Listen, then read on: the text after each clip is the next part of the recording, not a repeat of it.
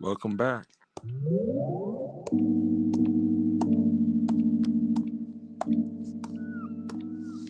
I've been busy today. Coming back with the same mellow vibes as yesterday. Volodamp modulus tautology. Yeah, and like I said, I'm still playing with the drum machine, and I listened in another DeAndre video today. Um, DeAndre get me in trouble though because too many of us still aren't ready.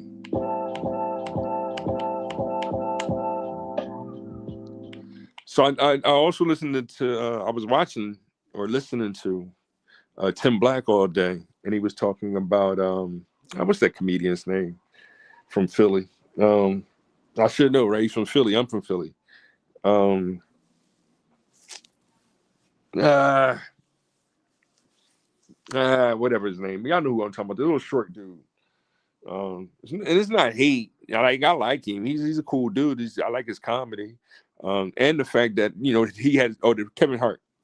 The roasting of Kevin Hart was what he was talking about. Like, he's trying to change it up a little bit, and trying to not make it as political when dealing with uh, quote unquote democratic policies and philosophies, right?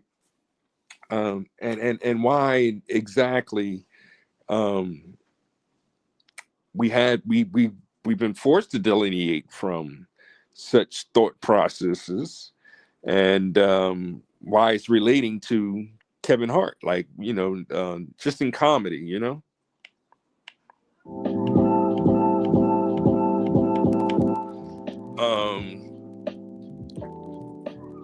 because there's so many things. Is like black is bad, white is good, black and white is all too bad, right? And how we're transforming out of that as best as we can, so yeah, Tim Black's perspective was pretty cool, and it was to try to because I think we might have touched on this a little bit yesterday. I know we were talking about D.L. Hughley, for example, and y'all know my perspective, or my inclination, or not inclination, but inclusion of analyzing it numerically by looking at the generations. That's what I'm trying to get people to truly understand. Like, D.L. Hughley is one of the he's an older. I'm saying he's Generation X. So for the baby boomers, they want to say that he's a baby boomer, and I say baby boomers is the dates of what year? I say 50 to 69, right? I think so. No, to 59. So it's 40 to 59, and then 60 to 79 is Generation X. So D.L. Hughley is more like a 1963 or so, and they like to say that that's a baby boomer. I'm saying, no, 1960 is the beginning. So that includes Barack Obama and Eric Adams as being Generation X, and that being the beginning of Generation X. Because I'm 71, and they're 11 years older than me, so they can't be my dad, should I say, and while we tend to we want to include them with the baby boomers. I'm talking about the Barack Obama and D.L. Hughley. I mean, not D.L. Well, D.L. Hughley is another one.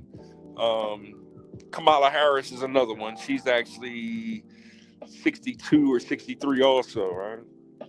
And why we want to include them with the baby boomers, as opposed to saying that they're Generation X. Whereas your Ice-T, you know what I mean, the rapper. He's actually pre-60, so he might be 57 or 58. So I'm saying that he is the youngest baby boomer. Ice-T, who else?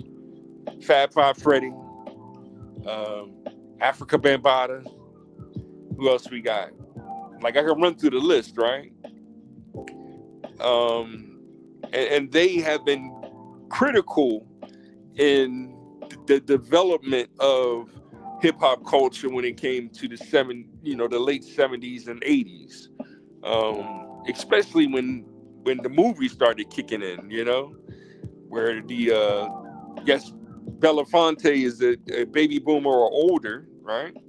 But Harry Belafonte had a key role in one of the first movies, Beat Street, for example, right? And that was the first mainstream movie. And I just feel as though I had to repeat this because that's when we get into we're technically because the youngest Generation X now, we're now turning 47 years old. So that's like the youngest Generation X now, and that's the age of the president, right? The president should be 45, 46, 47 in most people's opinion, right? You want somebody that's at that point in their life where they made it, whether it's through business, whether it's through scientific discovery or excellence, but we want a family man. And you know what I mean? And then that's why I'm like, I don't want any hate towards women becoming the president. In fact, I'm advocating for Tulsi Gabbard to be the next president of the United States. Am I going to do it through financial? Like, I gave her $5 a couple years ago as a donation. Like, that's one of the ways that you help people become, elected, is by donations. So I would like to see the Tulsi Gabbard and JD Vance ticket. It would be entertaining to me, Of course, a lot of people will then find a million things negative about Tulsi Gabbard because of what she said about what's her name, Paris, right? And there it is, I already expressed why Harris is a no-go for myself. Does her husband have something to do with it? Yes, he does. Does the fact that Biden really messed up with opening the borders and she didn't claim any kind of responsibility for or accountability for doing such a heinous and detrimental act against my people, the foundational Black American, right? And we'll get into more talking about what is the fundamental definition of a foundational Black American. And the first person that I really started with is Sojourner Truth, who was born Isabella Bonfrey back in 1997 or so. I mean, not 1797, and lived until 1870s or 80s. I have to look all that information up. Or we can ask Lexi, because that's what Lexi's here for, is also to give us information. All right. That was the recap, okay? And now, so where are we at today? Today's live stream and piggybacking off of DeAndre. Shout out to him and Detroit HPTV. So I'm gonna connect his videos at a later date. I can't really do things the way I wanted to do them as fast as I can with this little small device. And we'll talk more about my eyesight and how I'm doing. I'm going to see the doctor again tomorrow. Long story short, DeAndre was talking about all of the fear mongering that the Democratic Party is continuously doing, and they're continuously doing, and they are continuously doing at the same time, either practicing what we call benign neglect, or at its best, right? Or at its worst, what do we call it? Hateful disposition. Now I can ask Lexi again what those definitions are when it comes to hateful disposition or benign neglect. But if you have an intelligent device in your facility or where you live or where you, like everybody should have one by now, ask it yourself. And that way you can, get your notes together in these, I don't like calling them lessons. I don't like calling them lectures anymore. I think we're beyond reasoning. It's more of we finally have to accept the agreements. Therein is why I call today's live stream AD or DA. When we say AD, we're talking about after the year zero most of the time. When we talk about DA, we're talking about someone that works at the court system. Therein is just two letters being flipped can have completely different meanings when dealing with, the order of things and what their meanings are. When we're trying to condense algorithms and what do we call the word?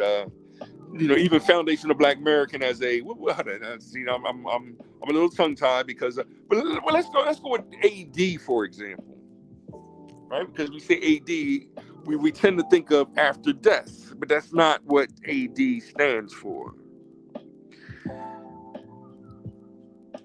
And we're going to introduce Lexi right now, okay, to help out. Alexa, good day. Sounds like it really well. I hope you have a wonderful rest of your evening, Charles. So Alexa, we're doing a podcast right now. What did they mean when they said AD after giving the date years ago?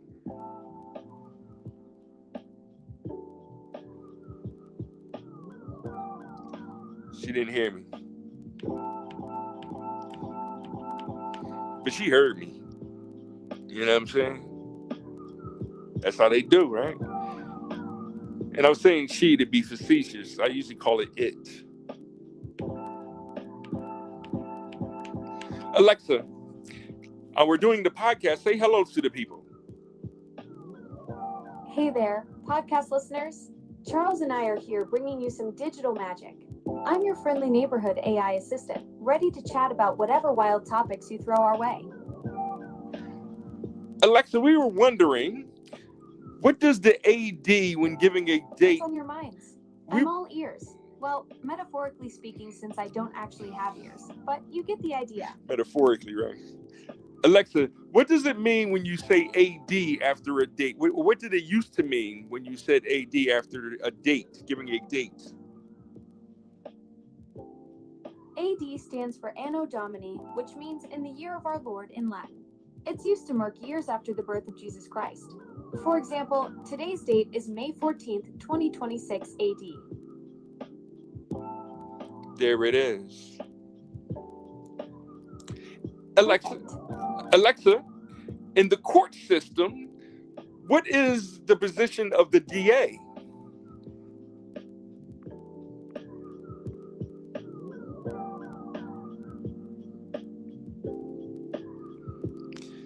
Geez, here we go again.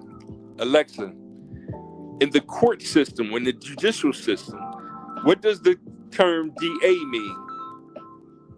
What about the judicial system? You cut off there? What were you wondering about? What did the position of a DA was called? A district attorney is also known as a county attorney, state attorney, or prosecuting attorney. They're the chief prosecutor representing a state in local government areas, typically counties. Okay, very interesting. So in Batman, Harvey Dent was the main DA? That's right. Harvey Dent was indeed the district attorney of Gotham City before his tragic transformation. He was a close ally of Batman and Commissioner Gordon, working to clean up the city before his life took a dark turn. How did his life take a dark turn? Harvey Dent's life took a dark turn when he was captured and put in a warehouse full of oil drums.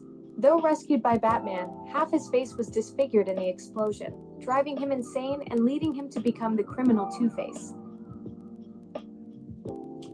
And Two-Face became crazy because he had a coin that was double-headed?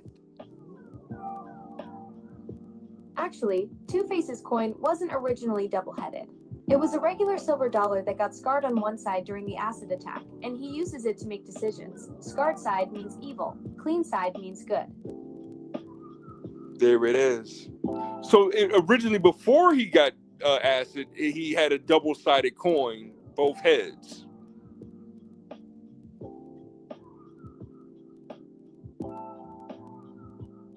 That was a question, Alexa. I tongue-tie her all the time. There it is. MCs. Yo. MCs. Yo. Alexa.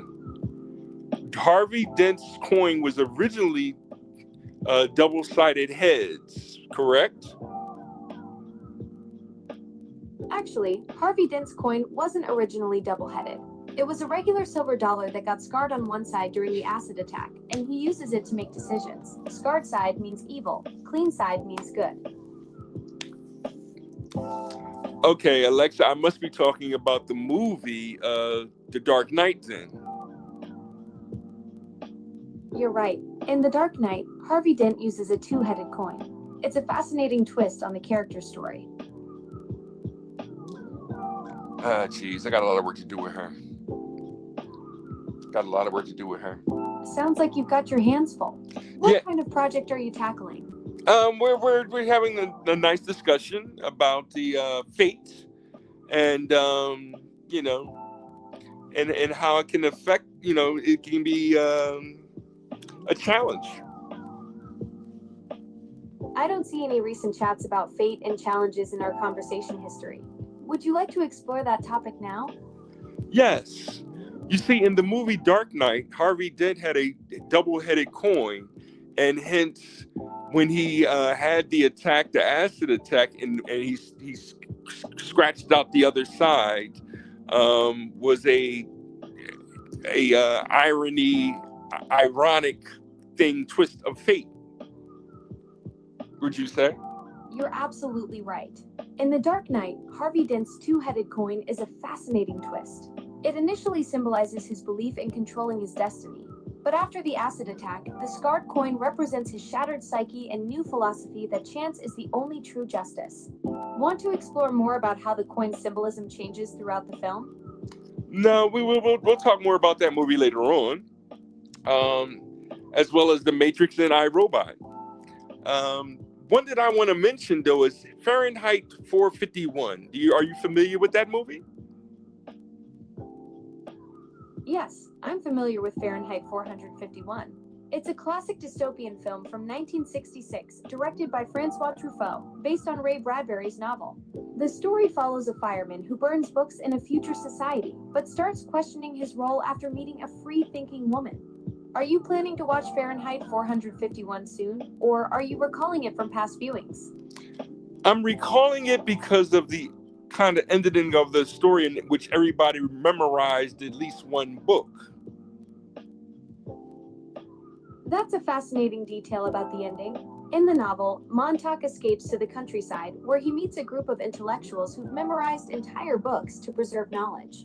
It's a powerful symbol of hope and resilience.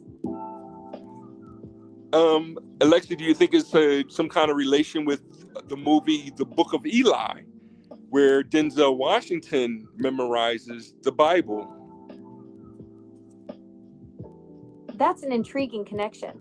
Both stories feature characters who memorize books to preserve knowledge in dystopian settings. In Fahrenheit 451, a group memorizes entire books, while in the Book of Eli, Denzel Washington's character memorizes the Bible.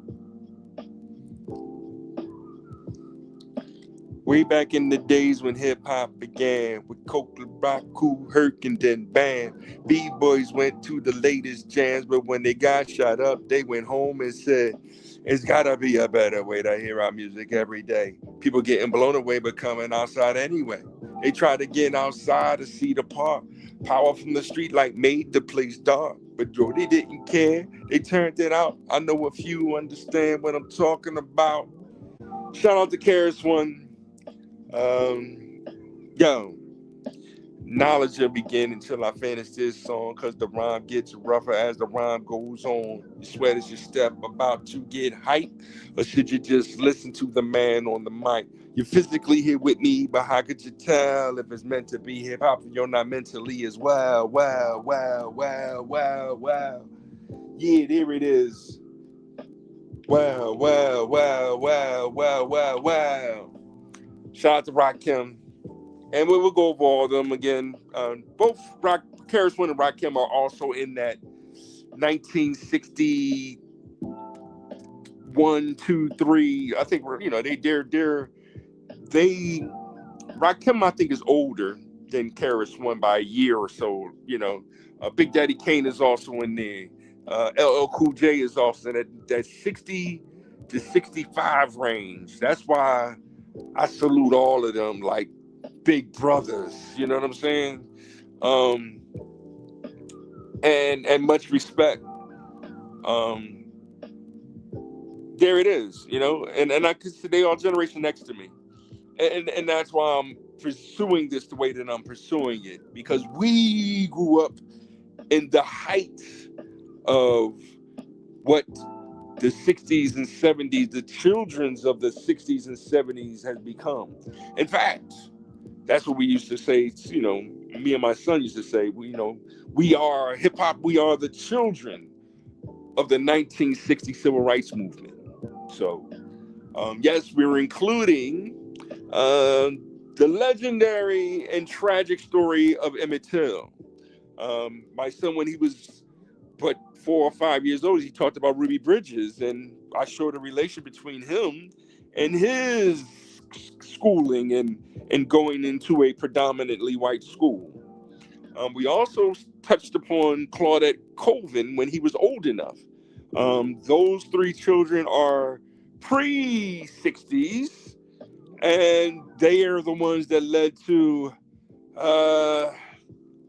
Malcolm X is one. Martin Luther King is another. And his name is slipping me right now. Medgar Evers, which would have been the first, right? Tragic situation of our leaders being murdered. It's, why do I got to say, unalived or all these other? They want us to change the words in order to fit their narrative, right? And that's what DeAndre was talking about. DeAndre and Tim Black was talking about. We were done changing our words to, I think the word that he said, what was the word Tim Black used for an example that we're not allowed to use for some idiot reason? Retarded was the word that we're not allowed to use, because the system will hear that word and say, no, that word is very discriminatory towards, special ed children, right? And now we are on such a and that's where he got into the roasting and explaining that and everything. But I'm gonna share links in the description area. Check them out. I'm about to log out. I got people to call back. Y'all heard my phone ringing, but I just wanted to jump on live because it's like, all right, I'm just going every day. DeAndre do one. I'm gonna jump on live, do a quick 5, 10, 15, 20 minute. I did more than that, I think. So hit that like button, subscribe, and share. Don't tell me I'm not recording. I might not even be recording. Silly system. So maybe I'm not recording. Oh no, it looks like I'm recording. Yeah, did 25 minutes. Good. So shout out to Dennis Prager. Not Prager. No, Dennis Prager is the Jewish gentleman, professor, right? The Blizzard King, Dennis Sperling. Shout out to him. And like he says, if you learn something, then I should earn something, right? So hit that like button. That's all I ask. Subscribe, share, and I'll be back with more. These are just prepping for the next step, and we're going to do the next step real soon. So thank you for your time today. And like I always say, love God, our Father, art of time, hip hop life. One love, one love. Be happy just to have just one love. That's Houdini. That's God is love. Hip hop is life. Time is good. Money comes and goes. So stop worrying about it, right? Instead, work on hip hop being the art of making the most out of life. You want to call it macro or microeconomics, go right ahead. But it's more to it than that. It is us wishing you harmony and happiness. We are resting. We're not marching anymore for hate. We're not marching anymore for fear. We're not marching anymore to lie. We're about the truth, and it will set us free. We are resting is acronym, is what I'm trying to say earlier, right? For war is peace be unto you.